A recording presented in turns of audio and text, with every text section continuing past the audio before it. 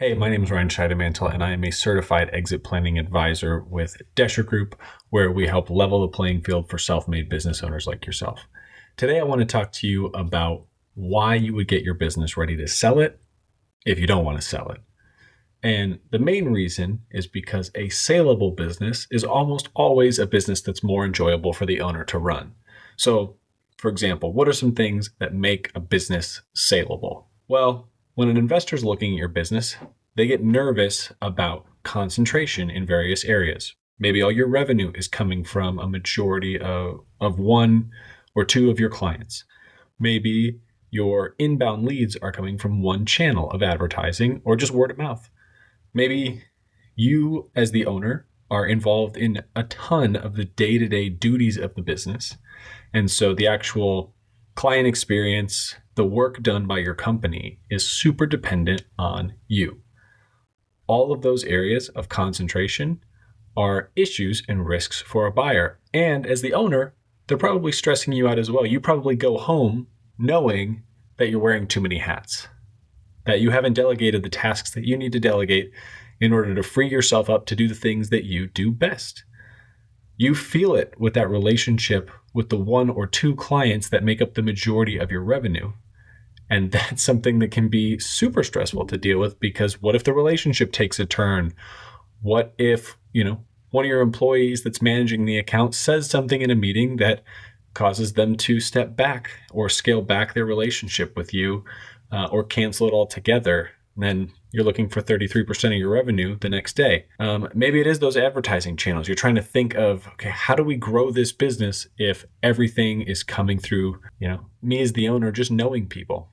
All of these things are potential issues in a sale, but fixing them doesn't mean you have to sell your business. It just means that your business is going to be more enjoyable to run. I think about it a lot like my house. I live in a bungalow in Berkeley with a family of 5. And so, as you can imagine, the already small walls feel tighter and tighter by the day. So for us, it's trying to figure out, how do we make this house more functional? How do we add the ability to have more seating at our dining room table? How do we add more storage in different places? How do we put multiple kids in one room and have the room still be comfortable? How do we do all of these different things? And not only do all of those things that we're working on and the projects that we've done in the house make the house more sellable when we go to try and sell it in the future, but they also make our experience of it more enjoyable on a day-to-day basis. I can have more family members over for a holiday meal because we put a bench seat in our bay window that we built, so that now more people fit around our table, because now on the other side we can have our chairs. Or, down here in where my office is, we built a shelving unit in kind of the indent of a wall. And now we can store all of our pantry goods, canned goods, paper towels, toilet paper, whatever it is we need that doesn't have a home upstairs somewhere, can live right there in that section. The ability to have our kids share a room, and whether that's building in bunk beds or just making the closets more functional so we can fit more items in it. All of those things help our day-to-day enjoyment and experience with the house. But at the end of the day, also make the house more sellable when we go to try to do that in the future. I think a lot about how your business is very similar to my house, right? Everything that I'm doing is to just help my experience in my house be better, but also someone purchasing the house is going to see all those things as positives. And so for you as the business owner, let's do things that better organize your company right now, because when a potential buyer looks at it, they're going to ask about all those things. They're going to want to know that your business is more than just you, that you have key managers that have been trained well, that have great experience, that can do the work necessary with the clients when you're not around.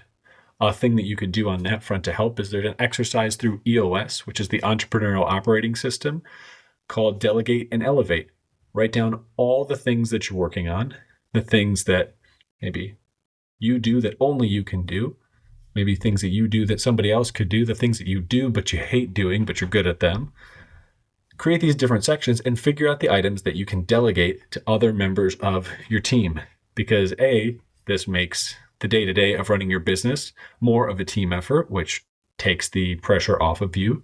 on having to get every single thing done, but it also shows someone in the future that's looking at your company that you have people and replicatable systems that are going to make the business successful in the future when you're not there. Another thing would be your finances. A lot of business owners that we talk to, they don't have a budget. They run a lot off of feel. They know they price things a certain way and they expect margins to come in at a certain percentage. And typically they feel like they're right on. But when it comes time to make a new hire or to make an investment that would lead to some additional business, they get a little bit lost and they don't know the amount of money that they might need in order to make that happen. And so with that, building a budget, building a financial model that helps you, pull different levers to see how your business could grow over time, takes that out of the gray area and makes it black and white. Now we know what we can spend on a new hire. Now we know what we should expect that new hire to bring in if they're a salesperson, from a financial standpoint of revenue, in order to pay for themselves. We know, the cost of a new machine and the type of business that could lead to as well. All of these things, it doesn't help us not to know them, right? It makes things more stressful if we don't understand them and if we don't have a grasp on them. Then if we sit down, we put the numbers together, it could hurt to see it. Sometimes there's a difficulty in seeing the reality as it is, but it's better to see that reality and address it rather than pretend it doesn't exist and just carry on with business as usual, which for you as the owner could be something that keeps you up at night. So all that to say, if you're one of those people that says, I don't want to sell my business, I want to hold on to it, and so I don't need exit planning, I get that. I understand, the emotional attachment that owners have to their business and not wanting to think that way. But the great news is that exit planning is just good business planning. We're part of the Exit Planning Institute, and that is a phrase that they talk about all the time, of building great companies that are able to be transacted, are able to be sold in the future. Doesn't mean you have to sell it today, but it means you're ready when it comes that time. Just like the house that I'm living in right now. We've painted the walls, we've done all the different things that we need to do in order to be ready when the time comes where we just end up having to move to get into a new place because we've outgrown the space that we do have. And so all those things help it make it more enjoyable for us today, but they are going to help us in the future as well. If you need any help on thinking through potential exit or wanting to know what an investor might look at when they look at your business, or just get an idea of some things that could be helpful to fix up in the next year or two, we'd love to have a conversation.